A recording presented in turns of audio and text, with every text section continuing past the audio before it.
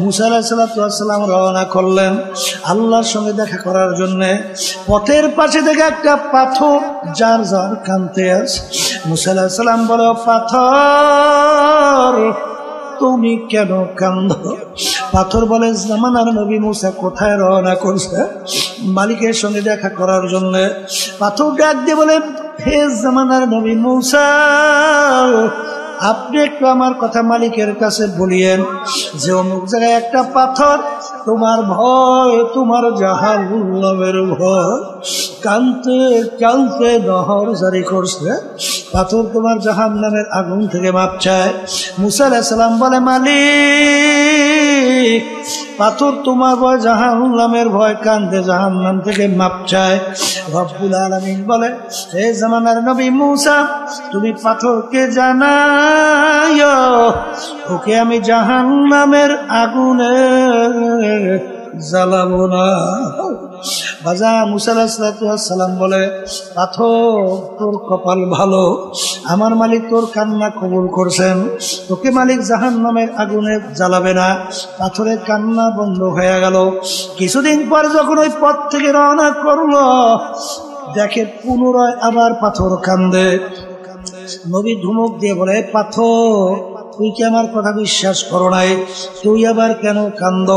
পাথর বলে, নবী রে, কথা বিশ্বাস করছি, কিন্তু চিন্তা ভাবনা কইরা দেখলাম আমি যদি না কান্দতাম আপনার নজরেও পড়তাম না। আপনার নজরে না পড়লে আপনি আমার কথা মালিকের কাছে বলতেও পারতেন না। পাথর বুঝি আমি জাহান্নাম থেকে মাপও পাইতাম না। যেই কান্নার উছিলে আমি পাথর জাহান্নামের আগুন থেকে মাপ পাইলাম, ওই কান্না পাথর আমি কিয়ামত পর্যন্ত আর ছাড়ব না। এ দুনিয়াদার পাগল, কার প্রেমে পড়ছো? কার মোহাব্বতে পইরা আমার মাওলাকে ভুলছো? এক মূর্তি পূজক প্রায় 30 বছর পর্যন্ত সনাম মানে ভূতের সামনে যাইয়া সনাম সনাম কুইয়া ডাকে, কিন্তু মূর্তি 30 বছরে একবারও তার ডাকে সাড়া দেয় নাই। একবার তার মুখ থেকে ভুরে শব্দ বের হইল সমাদ। আমার মালিকের একটা সিফাতি গান যখন তার মুখ থেকে বের হইল, সঙ্গে সঙ্গে আমার মালিক উত্তর দেয়, এ বান্দা, তুমি আমাকে বলাও কা?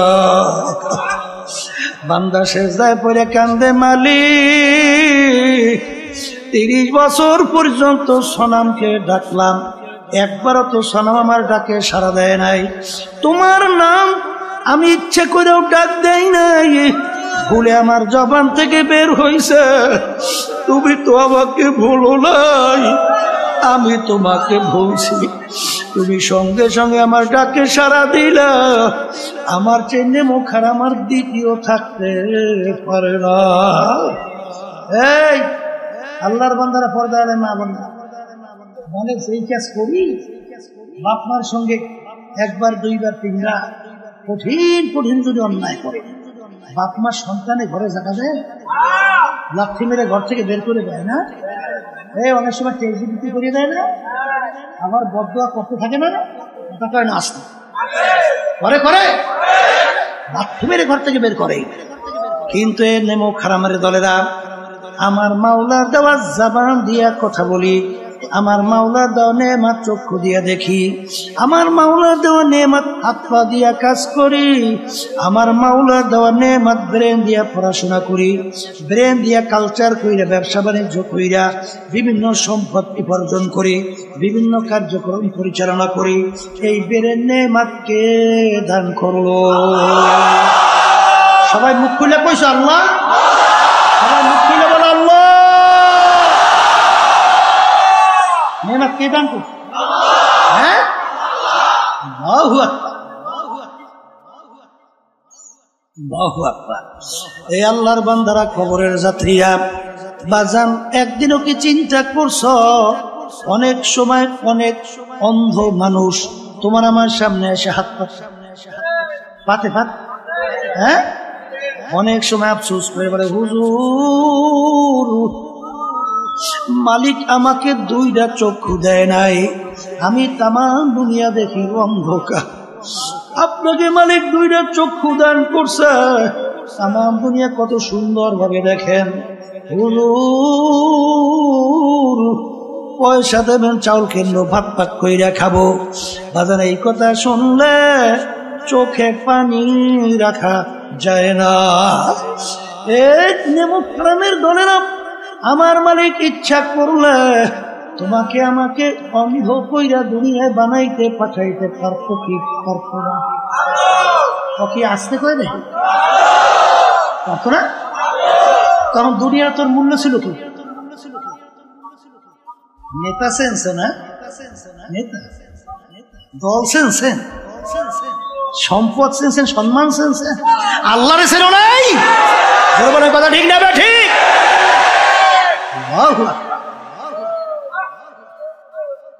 কবরের যাত্রীরা সই রাখো, আজকে দল চেঞ্জ, দলের নেতা নেত্রী চেঞ্জ। আমি কোরআনুল কারীমের ভিতরে মালিক কি বলছেন শুনে রেখা যায়, মানবেন কিনা জানি না। আমার মালিক বলতেছেন কোরআনুল কারীমের মধ্যে, ইয়াউমা নাদউ কুল্লা উনাসিন বিইমামিহিম, কিয়ামতের ময়দানে আমার মালিক প্রত্যেকটা মানুষকে তার দলের নেতা নেত্রীর সঙ্গে ডাকবে। এখানে কি প্রত্যেকটা মানুষ না দুই একজন? হ্যাঁ, এখানে প্রত্যেকটা মানুষকে রব্বুল আলামিন তার দলের নেতা নেত্রীর সঙ্গে ডাকবে। আমি বলছি না আল্লাহ। আর যদি ভুল হয় বলেন হুজুর আপনি আয়াত করছেন, অর্থ করছেন ভুল, নাউজুবিল্লাহ, ভুল না? তা যদি ভুল না হয় আল্লাহর কথা, আচ্ছা তাহলে প্রত্যেকটা লোককে তার দলের নেতা নেত্রীর সঙ্গে ডাকবে। ডাইকে রব্বুল আলামিন বলবেন তোর দলের নেতা নেত্রী যেদিকে যায় ওদের পিছনে পিছনে সেদিকে যা। এক কথা আমার মালিক বলেন তোর নেতা নেত্রীর যেখানে জায়গা তোরও সেখানে জায়গা। আমি বলছি না আল্লাহ। বর্তমানে বড় বিপদে আছে, বুঝলেন না? বাংলাদেশে বয়স প্রায় 51 বছর হয়ে গেছে স্বাধীনতার। কত বছর? আচ্ছা, যাদের মাধ্যমে 51 বছর দেশ চলছিল বর্তমানে চলছে, এদের পরিচয়ও নাই। ইসলাম নামক গাছটা খুব মজবুত হয়েছে। হ্যাঁ, হয় নাই? দিনের দিন ঠিক। এক শ্রেণী বর্তমানে বের হয়েছে আমাদের আলেম যারা, অনেকে আমাদের ভিতরে আছে নাম দেয় মুফতি, মুহাদ্দিস, অনেক বড়, অনেক বড় মুফতি। এরা দেখবেন ঠিক যখন জাতীয় নির্বাচন আসবে তখন বলবে এই বেটা মন্দের ভালো, কোন উপায় নাই, আগে তো বাঁচা লাগবে বেটা, এরপর পরে চিন্তা করতে। আমরাও দেশে কয় না, না ও আমরাও দেশেও কয়, ও আল্লাহ দেশেও আছে না শব্দটা কি কইবে মন্দে এ কপাল পোড়া। এই 51 বছর স্বাধীনতার বয়স, এই 51 বছরে মন্দের ভালো শেষ হয় না। তোমাদের কাছে আমি গ্যারান্টি চাই কবে নাগাদ শেষ হবে?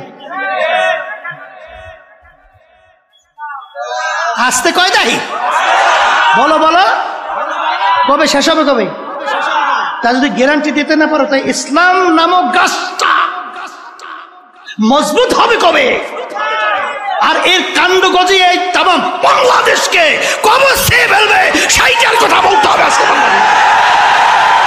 ঠিক না? ঠিক। হ্যাঁ, বসো, কথা বলছি। ইসলাম নামক গাছটা কি দুর্বল হইতে হইতে যাবে? হ্যাঁ, এত বুদ্ধিমান হইছো? হ্যাঁ, এত বুদ্ধিমান সাহাবায়ে কেরাম বোঝে না? আমিনু কামা আমানান নাস, তোমরা ঈমান আনো, তোমরা বিশ্বাস করো। সাহাবায়ে কেরাম যেভাবে ঈমান আনছিল, সাহাবায়ে কেরাম যেভাবে বিশ্বাস করছিল, সাহাবায়ে কেরামদের ঈমানের অবস্থান কেমন ছিল? পর্যালোচনা করা লাগে না? আল্লাহ কইছে ওই মানের ঈমান আনো, ওইভাবে ঈমান আনো।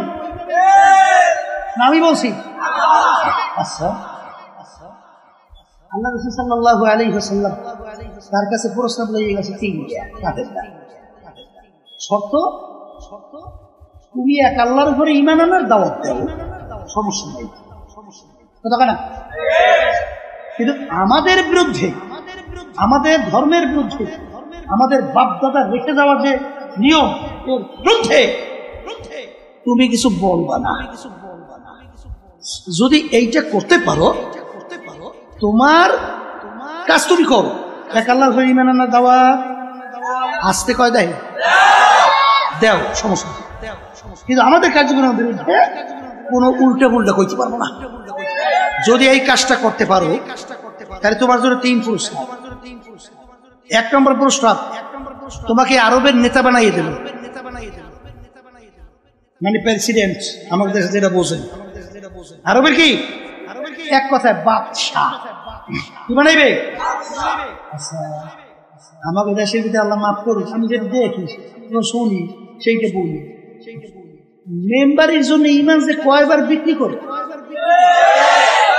চেয়ারম্যান হওয়ার জন্য কয়বার যে ইমান বিক্রি করে আর কেনে আর বেছে। আর এমপির জন্য তার কথা আমার মুখে বাইরেই দিয়েছে।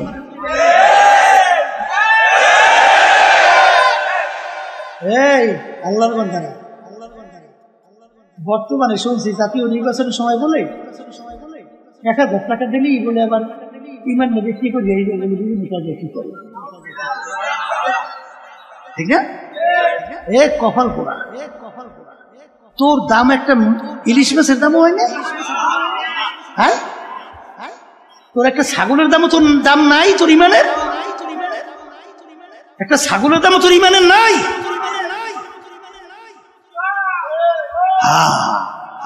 আমিনু কামা আমানান নাস, ঈমান আনো সাহাবায়ে কেরাম যেভাবে ঈমান আনছিল।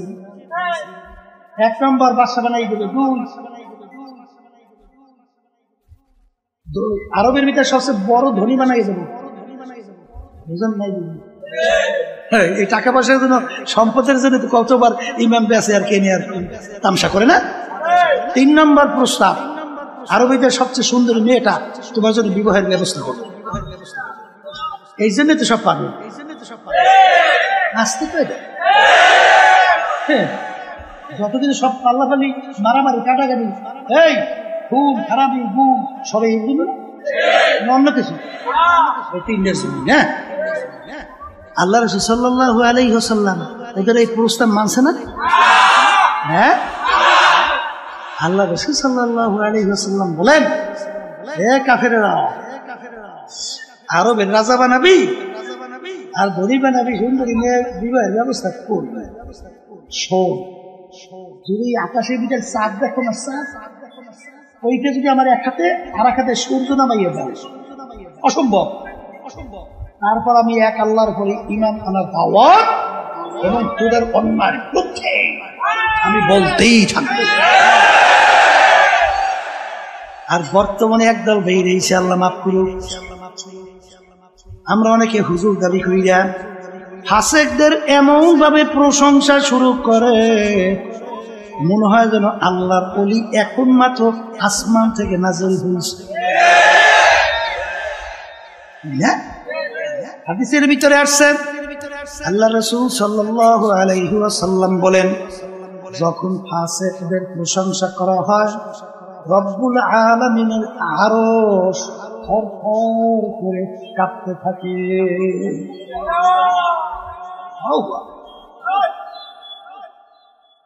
বলছিলাম যে বারবার যদি মন্দের ভালো শব্দ হয়, ইসলাম নামক গাছটা মজবুত হবে, ঠিক না? গ্যারান্টি চাইছিলাম, দিতে পারবি না, পারছেন? এই যে আল্লাহর কুতু ফজলুল করে রহমাতুল্লাহ আলাইহি রব্বুল আলামিন, তার ভিতরে আল্লাহ রব্বুল আলামিন ইলহাম, কথা ঠিক না? ঠিক, আল্লাহ রব্বুল আলামিন ডাইলে দেশে অন্তরের এমন এক কায়দায় আল্লাহর কুতুব পরিবেশ তৈরি করে রাখছেন। আব্বাল আল্লাহর কুতুব চিন্তা কইরা দেখছে, স্পেনের ইতিহাস 750 বছর মুসলমানদের রাজত্ব, মুসলমানদের অস্তিত্ব তালাশ করে পাওয়া যায় না, কথা কয় না? হে আল্লাহর বান্দারা, পর্দা আলেম মা বোনেরা, না আমেরিকা না লন্ডন সে হুরুফাত, আমি মস্তে মদিনা কারু খুদায়া। হে আব্দুল করিম আব্দুল রহিম, হে রহিমা খাতুন, স্বামীটার নৌকা ছাড়ছো, নৌকা যায় কোথায়? তোমার নৌকা আমেরিকা লন্ডনের ঘাটে ঘাট দিবে না আল্লাহর হাবিবের রওজা মুবারকের পাশে মদিনায় ঘাট দিবে? চিন্তা ভাবনা করে নৌকা চালা, কথা কয় না। মান তাসাব্বাহা মান তাসাব্বাহা কওমিন ফাহুয়া মিনহুম। এই দুনিয়ার ভিতরে যেভাবে তুমি যার সঙ্গে সম্পর্ক রাখবা, যেই দলভুক্ত হইয়া চলবা, যেই দলের নেতা নেত্রীকে নেতা নেত্রী মানবা, আল্লাহর রাসূল বলেন কিয়ামতের ময়দানে তুমি ওই দলভুক্ত হইয়া উঠবা এবং ওই দলের নেতা নেত্রীর সঙ্গে তোমার হাসর হইয়া যাবে। যার সঙ্গে যার মুহাব্বত, তার সঙ্গে তার কিয়ামত। বলেন, যার সঙ্গে যার মুহাব্বত, তার সঙ্গে তার কিয়ামত। কথা ঠিক কিনা? সাহাবায়ে কেরামদের ঈমান কেমন ছিল? সংক্ষেপে দুই একটা শুনে গিয়েছে। দাওয়াত দিছে এই বাদশাহ, সাহাবায়ে কেরামদের এক জামাত। সেই দেশে বিদেশে সবচেয়ে ঘৃণিত কাজ ছিল খাওয়ার পরে প্লেট পরিষ্কার করে খাওয়া। এক এক দেশে এক একটা নিয়ম থাকে না? এই দেশে বিদেশে সবচেয়ে ঘৃণিত কি? প্লেট পরিষ্কার করে খাওয়া। এখন সাহাবায়ে কেরামদের নিয়ম কি, সুন্নাত তরিকা কি? হ্যাঁ, প্লেট পরিষ্কার করে খাওয়া। এখন বাদশার মেহমান, তাদের সবচেয়ে কাজও ঘৃণিত। সেই কাজটা যদি বাদশার মেহমানরা করে, তখন বাদশা সমাজে মুখ দেখাতে পারবে? বাদশা লজ্জিত হবে না? অপমানিত হবে না? বাদশা অনুরোধ করতেছে,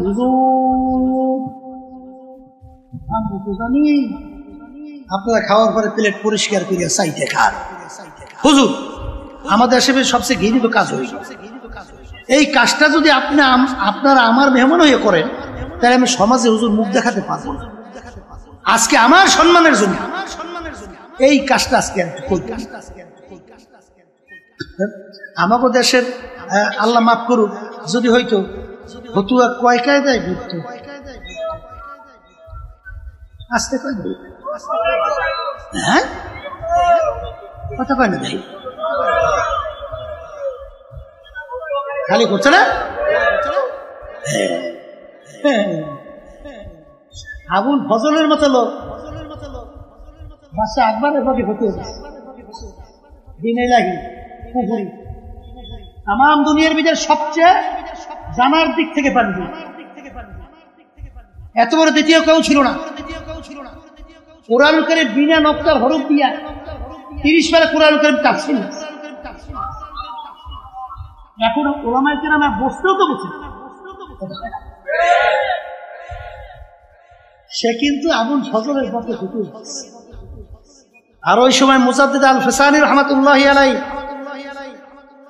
কি কন, বাদশা আকবরের বিরুদ্ধে দ্বীনে ইলাহির বিরুদ্ধে ফতোয়া দিয়েছে। কথা ঠিক না? যেই কথা বলতে চাইছিলাম, আল্লাহ রাসূল সাল্লাল্লাহু আলাইহি ওয়াসাল্লাম বলেন, হুব্বুদ দুনিয়া রাসু কুল্লি খাতিয়াতি, সমস্ত গুনার মূল হলো এই দুনিয়ার মহব্বত, সম্মানের মহব্বত। কথা ঠিক না বেঠিক? হে কবরের যাত্রীরা, আমরা কেউ দুনিয়াতে থাকতে পারবো না, কেউ থাকতে পারেও নাই। এই আল্লাহর বান্দারা, পর্দালে মা বোনেরা, আজকে মুসলমানদের দায়িত্ব কর্তব্য হলো ইসলাম নামক গাছটার একটু ইসালি কইরা গোড়ায় পানি দিয়ে একটু তরু তাজা কইরা রাইখে যাইতে পারি কিনা? আস্তে কয় দেয় যদি মাটির নিচে না যায়, ওই ঈদের উপরে কোনোদিন বিল্ডিং হয়? এখন যেই মাটির নিচে যাইবে ও কোনোদিন বলবে, ও কোনোদিন চাইবে যে আমার তো কোনোদিন কেউ দেখবি, আমি মাটির নিচে যাব। কোনোদিন বিল্ডিং তৈরি হবে না। তোমার আমার মতো যদি ইসলামের নামক বৃক্ষটা আজকে রোপণ কইরে একটু চারাটা একটু সেলি কইরা একটু পানি দিয়ে সতেজ কইরা রাইখে যাইতে পারি, আল্লাহ ভালো জানে, বলতে পারি না কবে কি হবে। এই একদিন আল্লাহর ফজল ও করমে ইসলাম নামক গাছটা একটা বড় বৃক্ষে আল্লাহর ফজলে পরিণত হবে। কথা ঠিক না বেটি? রাজি আছেন কিরাকাটা তুলেন সবাই না? দুই একজন নারায়ে তাকবীর। अल्लाहुम्मा में कोई हाथ नमान।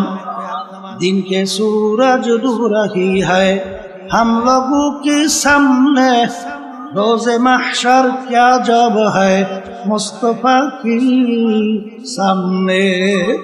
एक कबरेर যাত্রীরা, আল্লাহর বান্দারা, পর্দার আড়ালের মা বোনেরা, বাজান আমাদেরকে মালিক বানাইলেন তার ইবাদতের জন্য। ইবাদত শব্দের অর্থ মালিকের হুকুম অনুযায়ী চলা। বাজান নামাজ পড়া যেরকম নাকি ইবাদত, নামাজ না পড়াও কিন্তু ইবাদত। রোজা রাখা যেরকম নাকি ইবাদত, রোজা না রাখাও কিন্তু ইবাদত। মালিক আমাদেরকে বানাইলেন তার ইবাদতের জন্য। অনেকে প্রশ্ন করতে পারেন, হুজুর তাহলে অন্যান্য মাখলুকাত গুলো আমার মাওলা কেন বানাইলেন? আমার মালিক কোরআনুল কারীমের ভিতরে বলেন, ওয়াখুলিকা লাকুম মা ফিল আরদি জামিআ, অন্যান্য মাখলুকাত গুলো আমি বানাইলাম তোমাদের জন্য। এ আল্লাহর বান্দারা, কবরের যাত্রীরা, আমরা যে সূর্য দেখতেছি, সূর্য আমাদের মানুষের দরকার আছে না নাই? একটা মানুষ দুনিয়ায় না থাকলে সূর্যের কিন্তু কিছু আসে যায় না। বাজান গাভী গরু আমাদের দরকার আছে না নাই? একটা মানুষ দুনিয়া না থাকলে গাভী গরুর কিছু আসা যায় না। বাজান হালি গরু আমাদের দরকার আছে, গাছ আমাদের দরকার আছে না? একটা মানুষ দুনিয়া না থাকলে গাছের কিন্তু কিছু আসা যায় না। এ কবরের যাত্রীরা, এ আল্লাহর বান্দারা, এ পর্দা আলেম মা বোনেরা, ভালো কইরা বোঝো, অন্যান্য মাখলুকাত মালিক বানাইলেন আমাদের জন্য। আমাদেরকে বানাইলেন মালিক তার ইবাদতের জন্য। ইবাদত শব্দের অর্থ বলছিলাম মালিকের হুকুম অনুযায়ী চলা। নামাজ পড়া যেরকম নাকি ইবাদত, নামাজ না পড়াও কিন্তু ইবাদত। অনেকে বলে, হুজুর নামাজ না পড়লে ইবাদত কিভাবে হয়? সূর্য উঠতেছে ওই সময় যদি নামাজ পড়ে সব না গুনাহ? সূর্য মাথার উপরে চলে আসছে, নামাজ পড়লে সব না গুনাহ? সূর্য ডুবতেছে ওই সময় নামাজ পড়লে সব না গুনাহ? পড়লেন নামাজ পাইলেন গুনাহ, কারণ কি? ওই নামাজটা মালিকের হুকুম অনুযায়ী হয় না। এ কবরের যাত্রীরা, ভালো করে বোঝো, যেই কাজটা মালিকের হুকুম অনুযায়ী হবে ইবাদতের ভিতরে গণ্য হবে। আমার মালিকের হুকুম প্রতিটা মানুষের ব্যক্তিগত জীবনে আছে না নাই? আসতে কয়টা? পোশাকাদির ব্যাপারে আছে না নাই? পারিবারিক জীবনে আছে না নাই? সামাজিক জীবনে আছে না নাই? বাজান ব্যবসা ক্ষেত্রে আছে না নাই? কামাই খরচের ভিতরে আছে না নাই? রাজনৈতিক জীবনে আছে না নাই? বাজার আন্তর্জাতিক জীবনে আছে না নাই? এ কবরের যাত্রীরা, ছাত্র 10 সাবজেক্টে পরীক্ষা দেয়, 9 সাবজেক্টে যদি গড়ে 900 নম্বর পায়, প্রত্যেক সাবজেক্টে 100 করে নাম্বার। বাজার এক সাবজেক্টে যদি ফেল করে ছাত্র ফেল না পাস। আর 10 সাবজেক্টে গড়ে যদি 33 করে নম্বর পায় ছাত্র কিন্তু পাস। কথা ঠিক কিনা? এ কবরের যাত্রীরা, দিন কিন্তু পরিপূর্ণ। আমার মালিক বলছেন, দিনের ভিতরে পুরা ঢুইকা তারপর আমার কাছে হাজিরা দাও। কিছু মানবেন, কিছু মানবেন না, ছাত্র কিন্তু পাস করতে পারবে না। এই জন্য আমার ভাইদেরকে বলবো, পর্দারে মা বোনদেরকে বলবো, গাবি বানাইলেন মালিক আমাদের জন্য। আমার মালিক তোমার আমার দিকে তাকাইয়া তাকাইয়া বলেন, আব্দুল কারিম ও রহিমা খাতুন, আমি তোর বিচার চাইয়া চাইয়া দেখি। তুই গাবি গরু পালো, বাচ্চা হবে, বংশ বিস্তার লাভ করবে, গরু দুধ হবে, তুই দুধ খাবি, তৃপ্তি লাভ করবি। আমি তোর বিচার চাইয়া দেখি, তুই গাবি গরুটা এখন বাচ্চাও দেয় না, দুধও দেয় না। তুই কি করলি? গাবি গরুটাকে তুই ফালাইয়া দাও নাই, ছুরি ধার করলি, গাবি গরুটাকে শোয়াইলি, জবাই করে চামড়া খুইলা গোস্ত পাক করে নিজে আত্মীয় স্বজন নিয়ে খাইলি। খা বন্দান, আমি তোর জন্যই বানাইলাম। আম গাছ বানাইলাম আম খাওয়ার জন্য। আম লাগাইলে আম হয় না, আমি তোর বিচার চাইয়া দেখি। আম গাছ কাটলি, তক্তা তৈরি করলি, বাকি অংশ লাকড়ি তৈরি করে আগুন জ্বালিয়ে ভাত তরকারি পাক করে খাইলি। খাবন্ধ আমি তোর জন্যই বানাইলাম, তোদেরকে আমি বানাইছিলাম আমার ইবাদতের জন্য। আমি তোর বিচার চাইয়া চাইয়া দেখি ফজরের সময় মুয়াজ্জিন তোকে আমার পক্ষ থেকে ডাকে, আসসালাতু খায়রুম মিনান নাওম, ঘুম হইতে নামাজ ভালো। তুই নাকটাই না ঘুমাও, তুই আমার হুকুম পালন করতে মসজিদে যাও নাই, তোকে আমি ফজরে আমার ইবাদতে পাই নাই। জোহরে ডাকলাম তোকে আমি পাই নাই, আসরে ডাকলাম পাই নাই, মাগরিবে ডাকছি পাই নাই, ইশায় ডাকলাম পাই নাই। হারাম হালাল তো মিস কইরা খাইতে চলতে বললাম, খাও নাই, চলো নাই। আরে জুলুম করতে মানা করলাম, ছাড়ো নাই। মিথ্যা কথা বলতে মানা করলাম, ছাড়ো নাই। বেপর্দা চলতে মানা করছি, বেপর্দায় চলছো, পর্দা করো নাই। এক কথায় তোকে আমি ইবাদতে পাই নাই। এখন তোর বিচার তুই কর, তোকে আমি বানাইছিলাম আমার ইবাদতের জন্য। এখন তোকে মানুষ জবাই করে খাইবে, তাও তো জায়েজ রাখি নাই। এ বান্দা বান্দি তোর বিচার কর, তোকে এখন আমি কোন কাজে লাগাবো ভালো করে যাই না রাখিস। আমার একটা কাজ আছে, আমার একটা চুলা আছে, ওই চুলার নাম হলো জাহান্নাম। ওয়াকুদুহান নাসু ওয়াল হিজারা উইদ্দাত লিল কাফিরিন। এ কবরের যাত্রীরা আমি বলি না, আল্লাহ বলছে। জোরে বলো কে বলছে, জোরে বলো কে বলছে। আমার মালিক বলেন, শুইনারা তোর মতোই নাফরমানের আমার জাহান্নামের আগুন জ্বালাইতে হাজালি লাগবে। আল্লাহ আপনি আমাকে আমাদের সবাইকে মাফ করে। কবরের যাত্রীরা আসলে তোমার আমার চিন্তাও নাই, চেষ্টাও নাই, চোখেও পানি নাই। বাজান ইতিহাস পড়িরা দেখো, আল্লাহু আল্লাহ। মুসা আলাইহিস সালাম রওনা করলেন আল্লাহর সঙ্গে দেখা করার জন্য। পথের পাশে থেকে একটা পাথর যার যার কাঁদতে আছে। মুসা আলাইহিস সালাম বলে, পাথর তুমি কেন কাঁদো? পাথর বলে, জামানার নবী মুসা কোথায় রওনা করছে? মালিকের সঙ্গে দেখা করার জন্য। পাথর ডাক দিয়ে বলে, হে জামানার নবী মুসা, আপনি একটু আমার কথা মালিকের কাছে বলিয়েন যে অমুক জায়গায় একটা পাথর তোমার ভয়, তোমার জাহান্নামের ভয়, কানতে কানতে নহর জারি করছে। পাথর তোমার জাহান্নামের আগুন থেকে মাপ চায়। মুসা আলাইহিস সালাম বলে, মালিক পাথর তোমার ভয়, জাহান্নামের ভয়, কান্দে জাহান্নাম থেকে মাপ চায়। রব্বুল আলামিন বলে, হে জামানার নবী মুসা, তুমি পাথরকে জানাইও ওকে আমি জাহান্নামের আগুনে জ্বালাবো না। বাজা মুসা আলাইহিস সালাম বলে, পাথর তোর কপাল ভালো, আমার মালিক তোর কান্না কবুল করছেন, তোকে মালিক জাহান্নামের আগুনে জ্বালাবে না। পাথরের কান্না বন্ধ হয়ে গেল। কিছুদিন পর যখন ওই পথ থেকে রওনা করলো, দেখে পুনরায় আবার পাথর কান্দে। নবী ধমক দিয়ে বলে, পাথর তুই কি আমার কথা বিশ্বাস করো নাই? তুই আবার কেন কান্দ? পাথর বলে, নবী রে, কথা বিশ্বাস করছি, কিন্তু চিন্তা ভাবনা কইরা দেখলাম আমি যদি না কান্দতাম আপনার নজরেও পড়তাম না।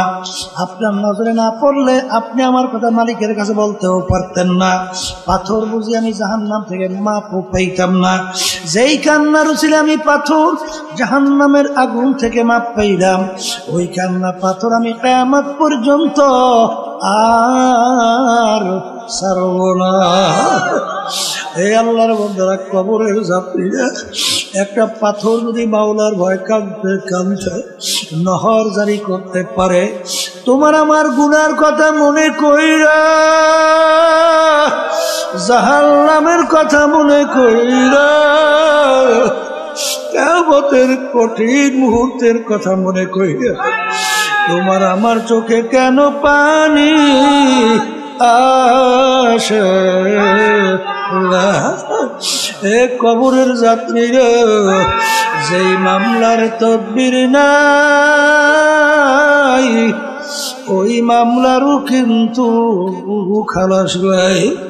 এ কবরের যাত্রী আল্লাহর বান্দারা, বাজার কোন সম্পদের পিছনে পড়ছো, কোন সম্মানের পিছনে পড়ছো, কোন দলের পিছনে পড়ছো, কোন নেতা নেত্রীর পিছনে পড়ছো রে বাবা।